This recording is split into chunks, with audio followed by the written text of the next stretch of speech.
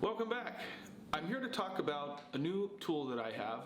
It's called the Duragrit 360 Carbide Scroll Saw Blade. In my last episode, I used a reverse skip blade to cut a shape for the baby board that I was making. It cut well, but like all standard blades, you have to rotate the workpiece. While this is normal and sometimes more accurate, it could take more time. I still would like to try this 360 blade out to see how efficient and fast it cuts. Some of the features that I like about this blade: it cuts on the up and the down stroke. Instead of rotating your workpiece, you can simply move the piece forward or backwards or sideways. While you're cutting, it sands at 60 grit. It's 5 1/8 inch long and has a 3 1/8 inch cutting area. It also fits clamp type scroll saws. Like most blades, you can flip it at 180 and use the other end. In addition, this blade could cut more materials than a standard blade. I'm going to try this 360 blade making the same shape that I made in my previous episode of the Baby Busy board. I'm curious to know what the difference is.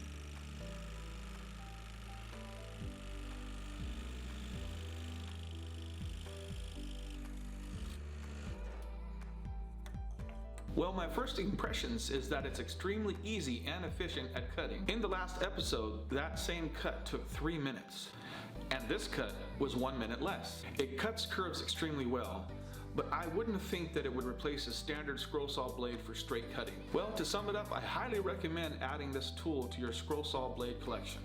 I'm starting a new year and I plan on releasing more content than I did last year. I appreciate all the subscribers that have stuck with me in the beginning stages of this channel.